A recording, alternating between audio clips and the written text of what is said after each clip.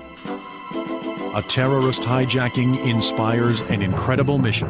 I was very determined when we have to do this. I feel the need to be effective and to defend our people. A young nation is forever changed. As I lost a beloved brother, this was a great shock and undoubtedly affected my life in fundamental ways.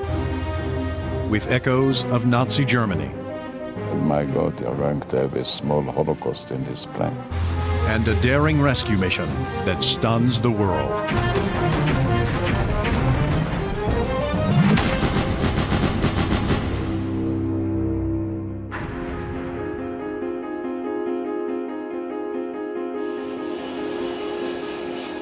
June 27th, 1976. Air France Flight 139 from Tel Aviv to Paris with 200 passengers aboard makes a scheduled stopover in Athens. Security is lax. The metal detector is unmanned, the X-ray technician inattentive. 56 additional passengers board the plane, and it departs for Paris.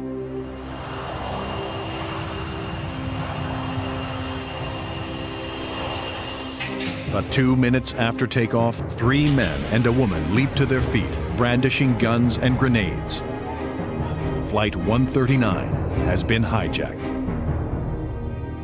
Captain Michel Bacchus, a pilot for 21 years, is confronted with the first hijacking in Air France history. A terrorist had his gun continuously pointed at my head, and occasionally he would poke my neck to remind me not to look at him. We could only obey the orders of the terrorists.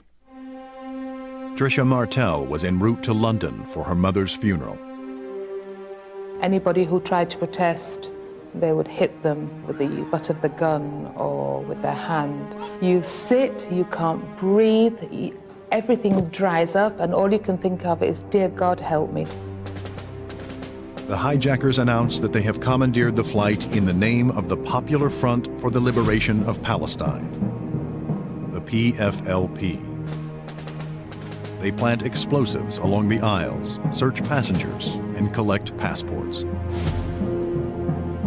Their destination is unknown. Ilan Hartouv was traveling with his mother, Dora Bloch. We heard a voice with a German accent telling us the whole story that we've changed direction. I was afraid that the German woman, either because she hated us or because she was absent-minded, she would throw the hand grenade and we would all explode. The 12-man crew and 256 passengers aboard the plane hail from a dozen nations. A babble of languages and the presence of young children adds to the chaos. But to air traffic controllers, Flight 139 falls silent. The loss of radio contact is immediately registered by the electronic ears of Israeli intelligence forces.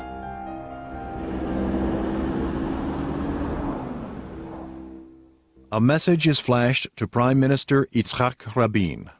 Flight 139, with a large number of Israelis aboard, has either crashed or been hijacked.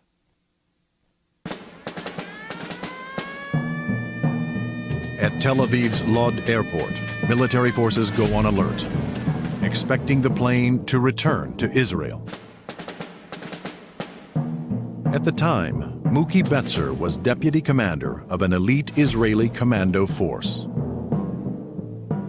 The practice and the tactic is that as soon as the plane lands on a predetermined runway, we trail it, and just as it stops, we break in through the doors and other areas that we have the means to swiftly break through using special explosives, and we free the hostages. But rather than flying to Israel, the hijackers direct the plane south and land in Benghazi, Libya. Libyan dictator Muammar Gaddafi allows the plane to refuel, but will not allow it to stay. Hostage Tricia Martel pleads for a doctor and concocts the perfect ploy to be released from the plane. He took my pulse and he said, "What's happening?" And I said to him, "I think I might be miscarrying. I'm 4 months pregnant and if I start bleeding here, I'll die because there's no way you'll be able to stop the bleeding. So he just looked at the terrorists and he said to them, we better get her off the plane. Martel's clever ruse works. She is flown via Libyan Airlines to London and is debriefed there by Scotland Yard. She provides the outside world its first information on the terrorists, 2 Arab men and a German couple. The Germans are identified as Gabriel Krosch-Tiedemann and Wilfried Boos. They are terrorists for hire from the notorious Baader-Meinhof gang. Aboard Flight 139, the passengers endure 7 tense hours in the steaming cabin. When the plane finally lifts off from Libya, everyone speculates on the next destination. Will it be Damascus, Baghdad, Beirut? To everyone's surprise, they head instead to the Central African nation of Uganda.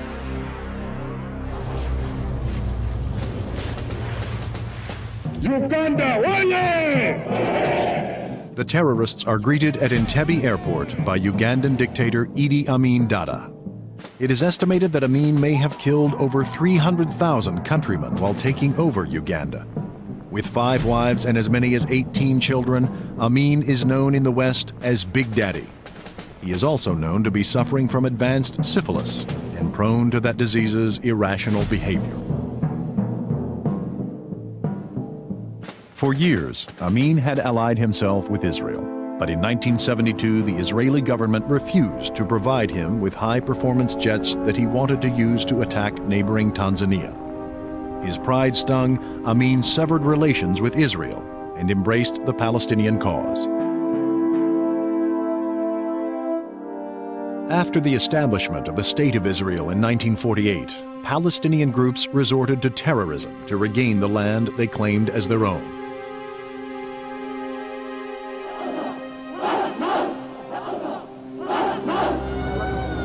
In 1972, Palestinian-sponsored terror escalated to new heights of violence. May 15th, 28 civilians gunned down at Lod Airport. May 30th, 22 children killed in a school bombing in Ma'alot, Israel. And September 5th, 11 Israeli athletes slaughtered at the Summer Olympics in Munich. At Munich, the Israeli government held on to its long-standing policy of not negotiating with terrorists. But the disastrous results of the botched hostage rescue by German security forces caused many Israelis to question their government's actions. Still haunted by the Olympic disaster, Israeli leaders dreaded a repeat at Entebbe.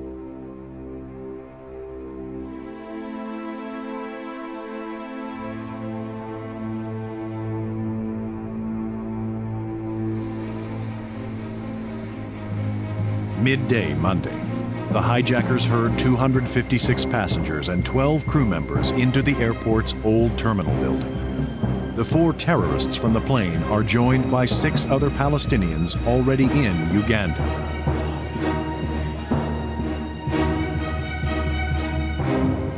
Hostage Sarah Davidson and her family were traveling to the United States as a special bar mitzvah present for her son, Benny. The worst of all was that my children are taken away from me. You can't imagine. It's a feeling that you can't even describe. It's not fear of death, no. I had this before with other traumas in my life, and it's not a fear of death, not at all. It's a fear of the unknown, of uncertainty. You don't know what's going on in the next minute. What are they going to do to you, or much more important, to your children. Amin makes a personal visit to the hostages, waving and shouting, "Shalom, shalom." When a young mother addresses him as Mr. President, he barks back, "I am His Excellency Field Marshal Dr. Idi Amin Dada, appointed by God Almighty to be your savior." In Israel, Prime Minister Rabin presses his generals to develop a rescue plan. But this seems highly unlikely since Uganda is 2,500 miles away. Israel had maintained a diplomatic mission there until Amin ordered it closed 4 years earlier. But there is little current information available on the Entebbe airport. But then it is discovered that an Israeli company built the terminal and can provide detailed architectural drawings.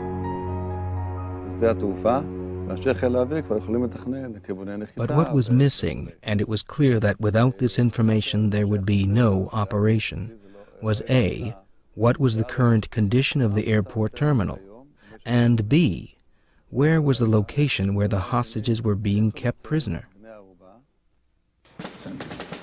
Prime Minister Ehud Barak is the most decorated soldier in Israeli history.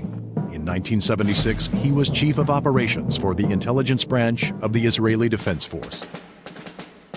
In 2 hours, we had the first slides of pictures from the old terminal in Entebbe, brought by people from our Air Force.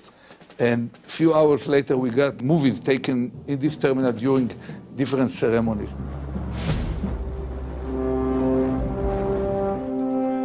Initially, Israeli Defense Force Chief of Staff Mordechai Mota Gur does not consider a military operation a realistic option. Gur recommends that the government negotiate with the terrorists for the release of the hostages. But lower echelon officers are already thinking of ways to mount a rescue mission. At that time, I was second in command of the Hercules Squadron. I was around 29. When it all started, we were at the squadron, listening to the news. We were playing with calculation of capabilities, with fuel, range, load, our capability of reaching there. We were assuming that if somebody have to do it, it's us.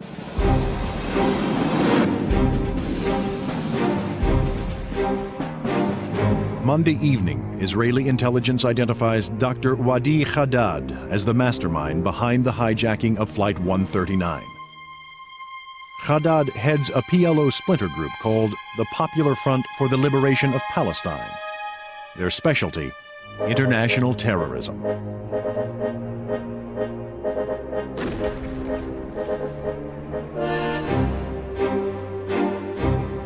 Tuesday, day 3 of the crisis. Uganda's Radio Kampala finally announces the hijackers' demands: the release of 53 terrorists held in Israel, France, Switzerland, Germany, and Kenya, and a ransom of $5 million from the French government. The deadline is 2 p.m. Thursday, just 2 days away. If the demands are not met, they will kill the hostages.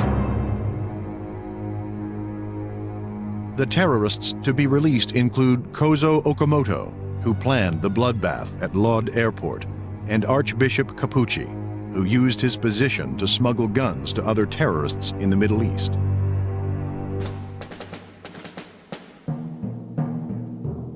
An hour after issuing their demands, the terrorists take an ominous step.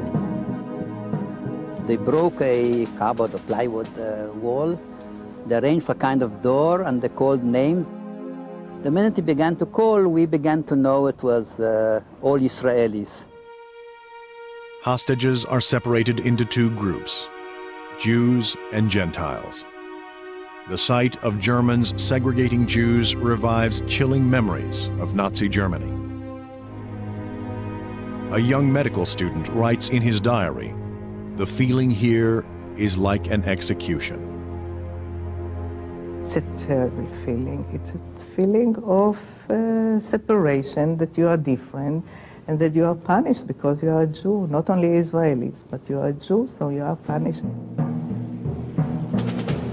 During the crisis, Shimon Peres was defense minister. I jumped to the sky the minute I heard that the Germans are dividing the passengers between Jews and non-Jews. This was the most emotional moment in my own consideration. I said, my God, you're going to have a small Holocaust in this plane.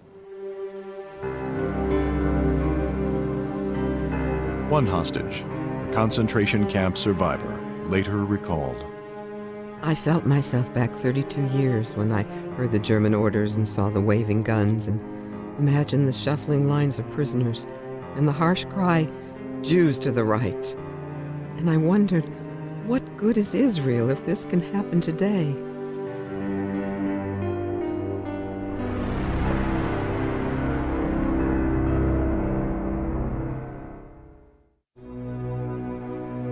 Wednesday, June 30th. At Uganda's Entebbe Airport, 256 passengers and 12 crew members from Air France Flight 139 begin their fourth day as prisoners. Palestinian terrorists have threatened to execute the hostages one by one if their demands are not met. Despite assurances by French officials that they would not negotiate a separate release of French hostages, they facilitate the release of 47 non-Israelis. Refusing to leave his passengers behind, Captain Bakos asks his crew to take a courageous stand. I told them our duty is to stay with the passengers until the end, no matter what happens. If someone disagrees with me, just tell me. All of them agreed to stay until the end, to do our duty. For the terrorists, releasing some of their victims is a public relations plus, but a tactical blunder. The freed hostages are immediately questioned by the Mossad, Israel's intelligence agency.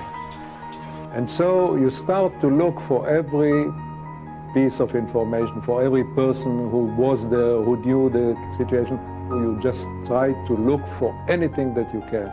Rabin said from the very beginning that he will not approve a military operation unless the intelligence is clear and unshakable. No detail escapes the Mossad's attention. How many terrorists there were, where they were, in what rooms the hostages were being kept, what was there, the layout of the airfield, what was in the airfield, how many Ugandan soldiers were around, and many, many other questions. Most telling of all, the interviews confirm that Amin and his soldiers are helping the hijackers. Any rescue attempt will have to overcome not just 10 ruthless terrorists, but the Ugandan armed forces.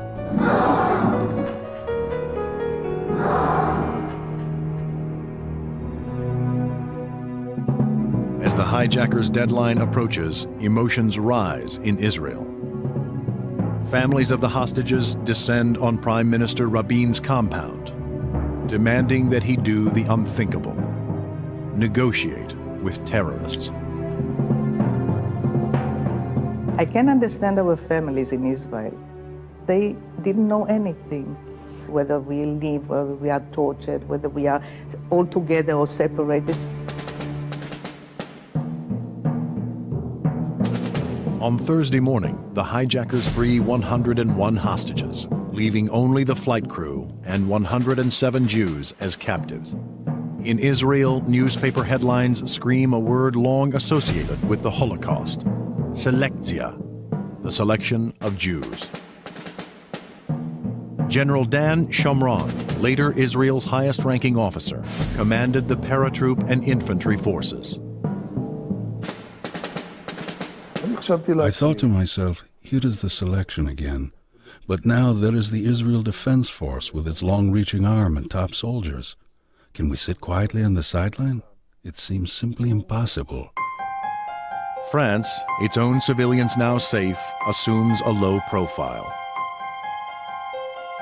The United Nations, long dominated by third world countries hostile to Israel, stands mute. Israeli leaders know they can rely only on themselves. The tension here in Israel intensifies as the possibility grows that they will carry out part of their ultimatum, meaning that they will start executing the hostages one at a time. With the deadline for executions just hours away, and a military solution not yet viable, a solemn Israeli government votes unanimously to negotiate with the terrorists. After 3 decades of military victories, Israel is forced to capitulate to her enemies. One day we thought that they are going to start killing people. And the other way, they said there is a negotiation and maybe there will be some solution. You could cry of despair and then be happy and joy and laughing because somebody said a nice joke and we were hoping for the best. The hijackers extend their deadline to Sunday, 8 a.m., just 3 days away. In Jerusalem, hundreds of worshippers pray for the hostages' safe return and hope that their government has made the right decision.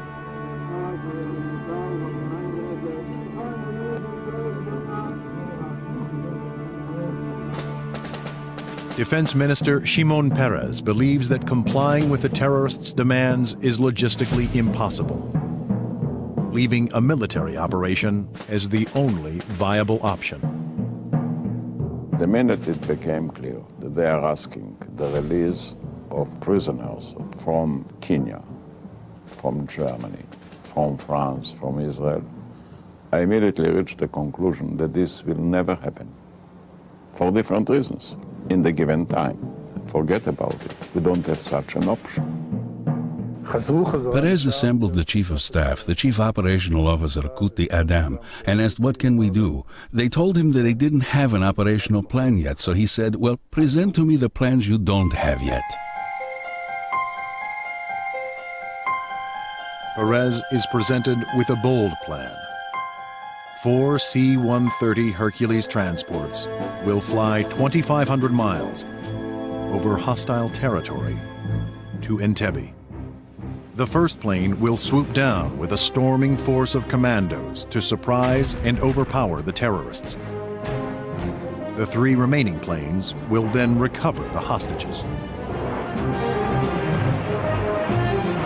The essence of the whole issue is to create surprise at the point of the first meeting, to create surprise, to kill the terrorists and to take over the situation.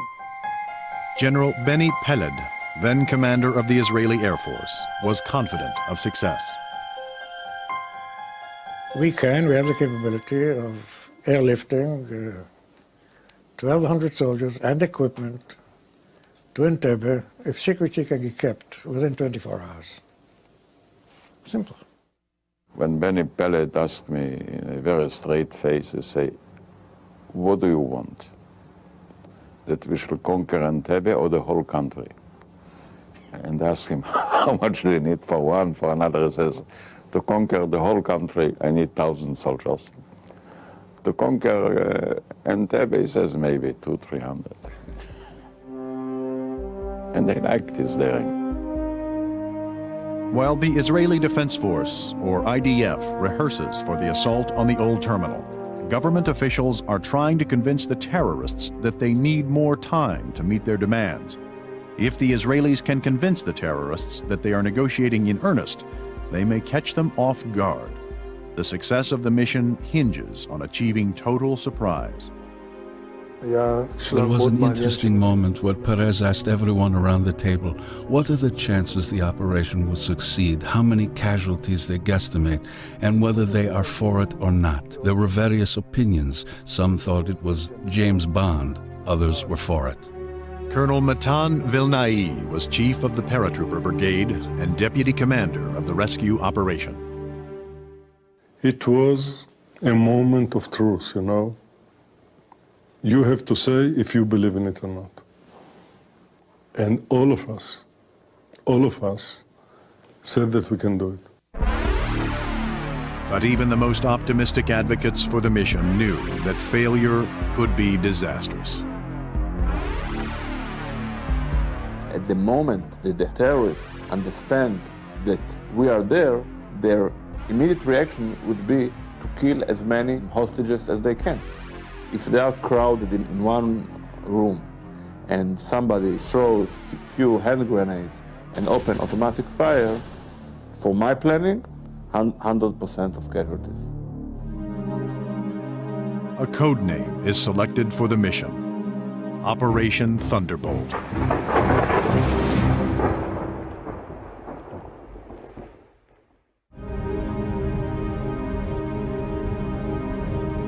As Israelis celebrate the Sabbath, the military moves into high gear. Pilots with experience flying over Africa are summoned to a secret base. They prepare for the possibility that Entebbe Airport may be blacked out. C-130s have never been landed on a darkened runway, and no one knows if it can be done.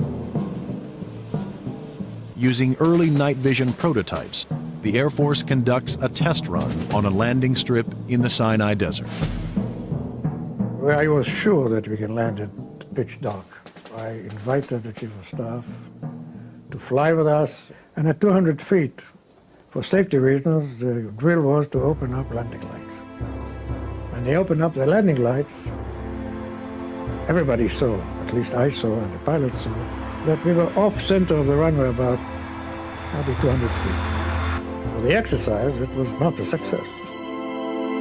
The 7-hour flight to Uganda will tax the range of the C-130s, and they will have to refuel to make it back to Israel. The question is, where? Refueling at Entebbe would be time-consuming and risky. The only nation in the region friendly to Israel is Kenya, and Ehud Barak is dispatched there to request their assistance.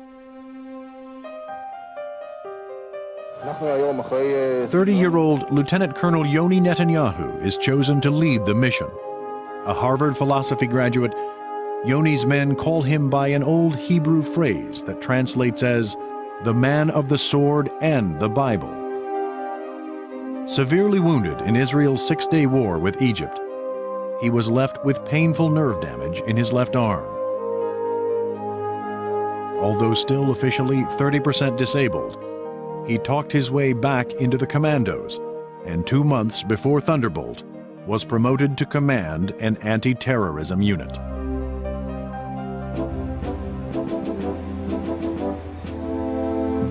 Yoni's unit conducts a dress rehearsal of the rescue, using a hastily built full-scale mock-up of the Entebbe terminal.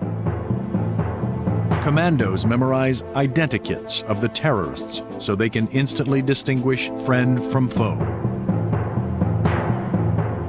The plan is to have the first wave of attackers wear Ugandan uniforms and trick the airport guards into letting them pass. In Uganda, high-ranking officials use black Mercedes limousines. A plan is hatched to place the assault team in a black Mercedes, to fool the guards into thinking that a commander is approaching. If all goes according to plan, Israeli commandos will be greeted by salutes, not bullets. Paratrooper Tsurin Hershko was about to re-enter civilian life when he learned that his unit would take part in the rescue mission. I had already finished my military service. It was 1 day after my service. I was supposed to go home, but I was told there's an operation, and 21 is a young age with a sense of adventure. I was looking for action, and the hijacking of the plane was in our consciousness, so I preferred to stay. I thought it could be something interesting. Led by Chief of Operations Major General Yakutiel Kuti Adam, every aspect of the mission is meticulously planned. Nothing is left to chance. Ehud Barak, Dan Shomron, Yoni Netanyahu, and other officers came to my office around 10 p.m. and I conducted the planning, and I went according to a checklist. And I was determined to do it according to a checklist, because if you rush, you cut the corners and it could bring you to a disaster. Friday evening, we have the only rehearsal. It was a very bad one. And in order to have a good operation, you need to have a very bad rehearsal before of it. It's according to my experience. Absolute secrecy is vital, and not a single non-Israeli knows of the rescue mission. After the Friday rehearsal, airmen are at first ordered into quarantine, but then allowed to go home when they insist on spending what may be their last night in their own beds. The clock is ticking. The terrorists' final deadline expires at 8 a.m. Sunday, less than 20 hours away. A British Airways flight is scheduled to refuel at Entebbe shortly before midnight Saturday. If the first C-130 lands immediately after the British flight, their radar signal may not be noticed and the runway lights should still be lit. For the tightly scheduled plan to work, the commandos must lift off from Israel by 3 o'clock Saturday afternoon.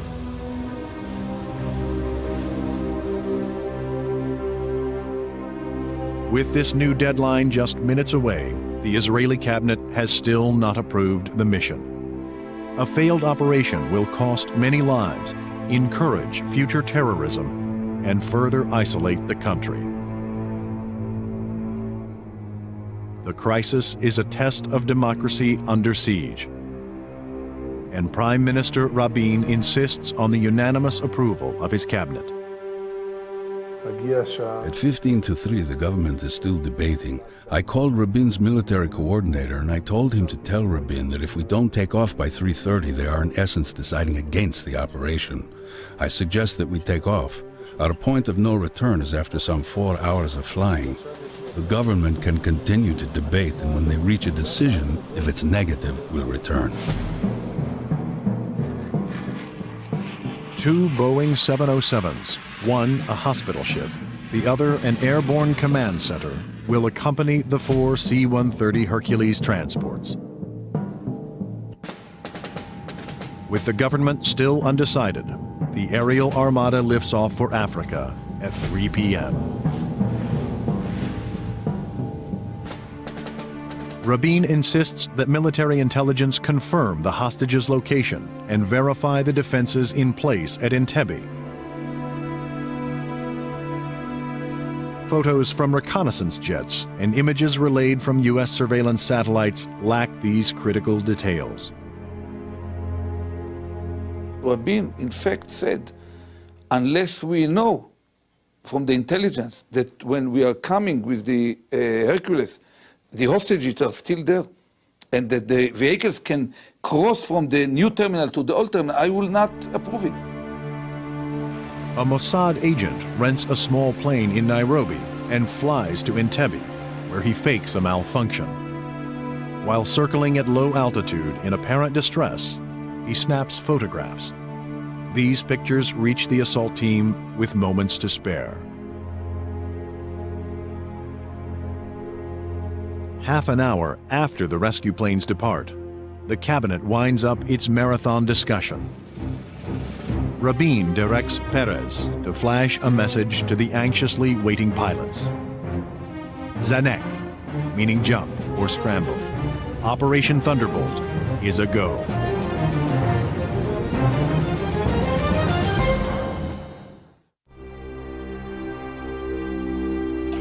In the crowded, sweltering terminal, 103 Jewish hostages are without water. Dozens have fallen sick from eating rancid meat and lie in bed vomiting. Throughout the crisis, 73-year-old Dora Bloch cheerfully raised the spirits of her fellow hostages. But when she falls seriously ill, she is whisked away, and her son fears for her. Kampala Hospital, where she was, is 30 kilometers away from Entebbe Airport. I said I wanted to go with her, but luckily for me, the German women shouted a big no, and she went by herself. None of the hostages know the 300 brave men are hurtling toward them in an airborne armada.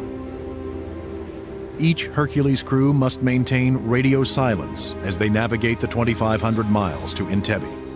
Avoiding hostile nations, the C-130s cut across Ethiopia and Kenya en route to Uganda. It's 7-hour flights, exactly. My longest flight till then. I never flew so many hours. And to see the jungle all the time. And you prefer not to think if something will happen and you will find yourself in the middle of this jungle, in the middle of really nowhere. You prefer not to think about it. The assault is planned for midnight. Although only 10 terrorists guard the hostages, 100 Ugandan troops are known to be nearby. When the Mossad learns that some of them are sleeping in the same building as the hostages, they conclude that the old terminal building has not been booby-trapped with explosives. In the lead Hercules, Yoni Netanyahu and his team of commandos pile into the black Mercedes and 2 Land Rovers. They are cramped and nervous, but ready to go.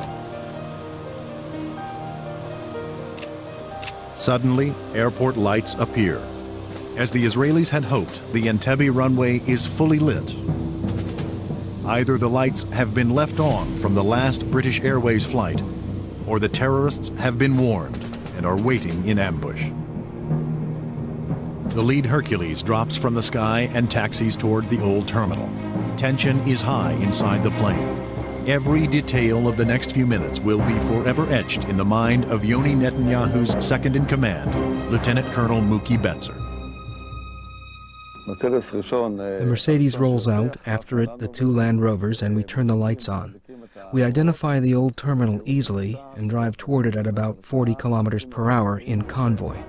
I'm in the Mercedes along with 10 fighters plus the driver. I'm on the left side, Yoni's on the right side. About 100 meters from the terminal, we see 2 Ugandan soldiers. We expected many more. I tell Yoni, you have 2 Ugandan soldiers on the right. At this point, I tell the soldiers to cock their weapons.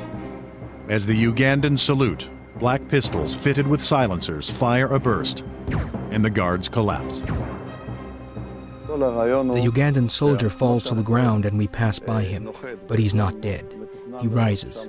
The commander of the force in the Land Rover behind us gives an order, and a soldier shoots a burst with a Kalashnikov without a silencer and kills the Ugandan. But this burst breaks the surprise element. We're about 50 meters from the entrance. As the second C-130 hits the runway, the airport is plunged into darkness. The commando force reaches the old terminal and jumps into action. Gunfire fills the night air.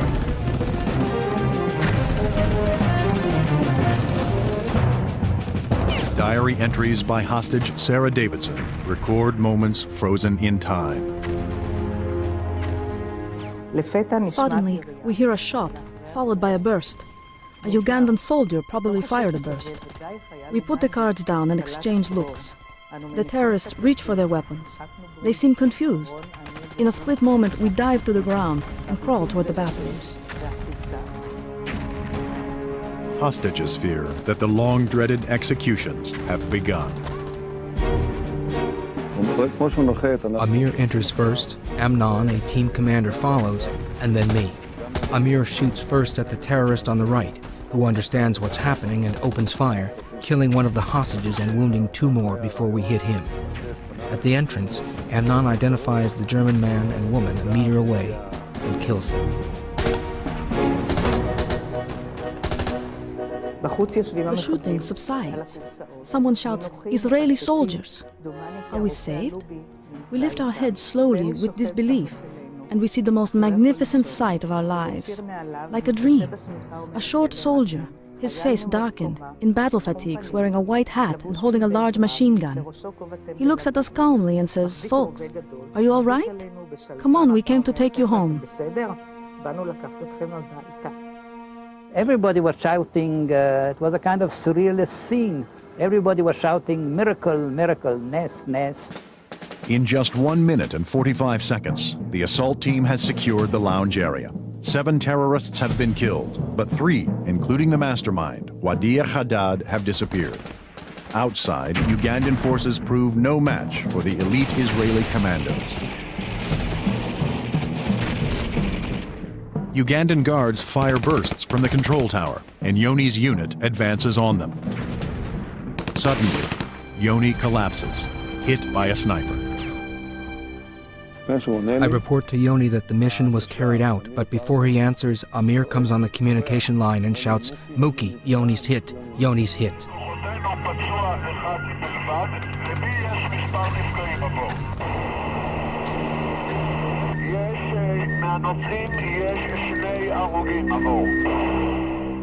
Still under attack from the tower, the soldiers form a protective corridor for the hostages. Heads of families ensure that all are accounted for.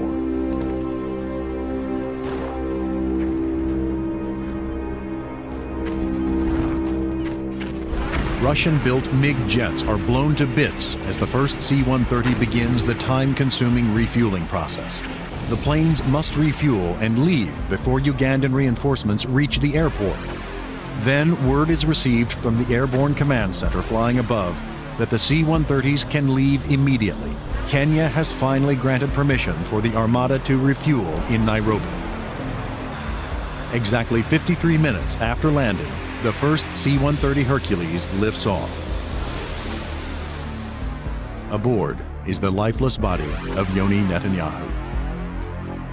It was a tragic moment for me. Yoni was my deputy for a long time. He was one of my closest friends at the time. We lived together. He lived with his girlfriend just a floor under us. It was a sheet that was put on him, and look, he was so a little bit gray and already calming, but very beautiful. He was a beautiful young man, and like sleeping, but with a kind of gray tone on the face that signals lack of life. And I just put my hand on his forehead and say goodbye, friend.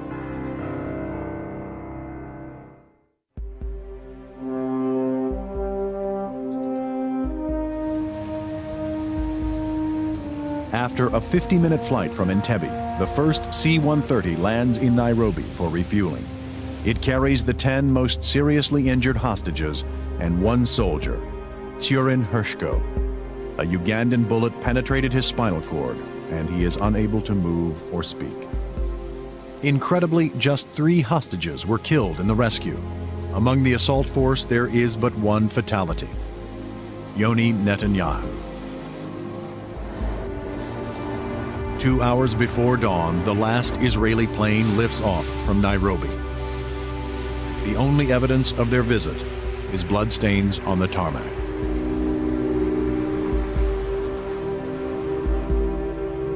At 3 a.m., the BBC transmits reports of the rescue to a stunned world.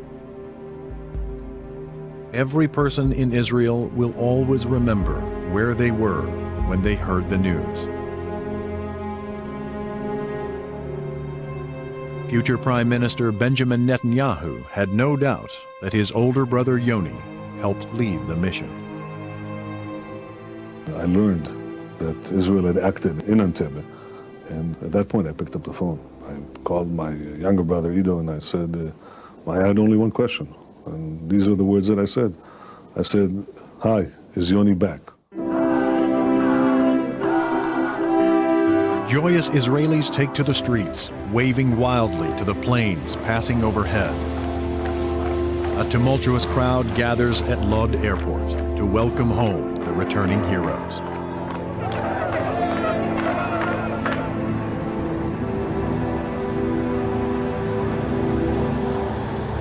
At 11 a.m., the first C-130 touches down. It's been 6 days and 22 hours since the hijacking ordeal began. The passengers of Flight 139 are finally safely home, and all of Israel rejoices. Anxious relatives and friends rush out to meet the hostages and their liberators.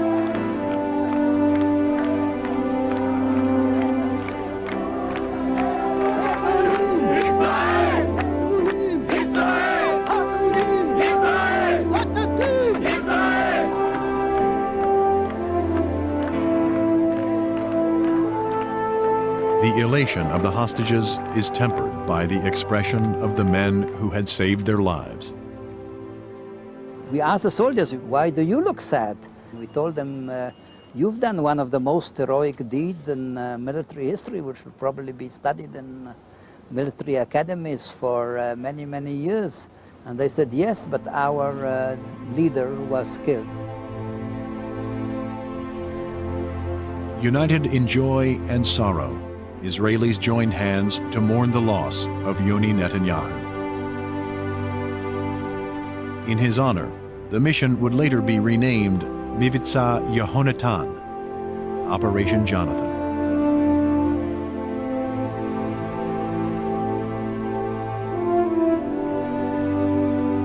had lost a beloved brother. This was a great shock and undoubtedly affected my life in fundamental ways.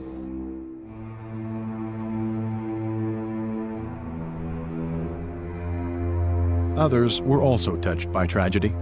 Ilan Hartouv would never see his mother, Dora Bloch, again. He believes that Idi Amin ordered her murder shortly after the rescue. A few days later, it was already clear that she was killed. I knew you would want, most probably would want revenge. Here we have an animal who killed 300,000 Ugandans. Idi Amin was forced from power in 1979 and fled to Saudi Arabia, where he still lives in exile. The architect of the hijacking, Dr. Wadia Haddad, was never captured. He died of cancer in 1978. The hijacking changed Tsuren Hershko's life forever. As a result of the wound he suffered at Entebbe, he is a quadriplegic, but he's never regretted his decision to take part in the rescue mission. I'm not objective, but nevertheless, I think that it was one of the most daring, surprising, unexpected operations, and the impression that it had on people's consciousness had a very long-term effect. I tend to credit the operation with having an extremely significant effect on the fight against international terrorism. Till '76, no country had an anti-terrorism squad or special unit. No one tackled this area. Today, there isn't one state in the world that doesn't have one. There is no denying the impact that Operation Thunderbolt had on the world. It's a benchmark in fighting terrorism. I mean, it changed the whole idea. Terrorism is made of two things. One is the terror itself, and the other is the fear of terror, which made even more terrorizing than terror. Here we took away part of the fear. You cannot concede to terror. The whole idea of terror is to subjugate human will to fear, to terror. And that the only way to fight it is to refuse to be afraid and to refuse to surrender. The success of Operation Thunderbolt was due in large part to the contributions of some very courageous and brilliant leaders. Among the officers, Kuti Adam, he was the best combination between a daring position and a cool head. He really was all the time in full control of the situation. I believe that without him, we wouldn't be able to make it. It was touch and go operation, and this is the reason why I highly admire the courage and the ability of Rabin to take the responsibility. It was clear that for many reasons he will bear the extra responsibility, even beyond Shimon Peres, and of course beyond the chief of staff and all of us officers who were involved. And he made the decision to do it. I think it was hard for him to take the decision, but once he took it, he was very daring and very decisive. In the following years, Rabin would pursue peace with the same decisiveness. Israel's refusal to surrender to terrorism has gradually convinced its staunchest enemies to try a different approach. There is hope that the long conflict between the Palestinians and the Israelis may soon be over. I don't think the Israeli people in general have been full of hatred for Palestinians. They became very anti-Palestinian because of the terrorism. And each terror attack increased that distance that we had between us and the Palestinians. Once we reach a situation where terrorism is put aside and a political agreement, it becomes the aim, then we change. A few hundred brave soldiers helped change history. But even more important to them, they saved the lives of over 100 men, women, and children. Janet Almog and her fellow hostages will be forever grateful to their saviors. So wonderful to be home. I really did not expect to get home all in one piece. I don't think there are any words in the world to describe what your feelings are at that point, of realizing that you got a second lease on life, literally. And the thousands of people that met us at the airport and the relief It's just incredible relief. You don't realize how much emotion you've stored up, and we just cried and sort of let it all out then. I don't take anything for granted, anything. Every day is a joy. While the world stood mute and paralyzed, one tiny nation had defeated the forces of evil. The day was July 4th, 1976. In the United States, Americans celebrated 200 years of liberty. Half a world away, the passengers of Flight 139 celebrated their own emancipation. Freedom had won the day.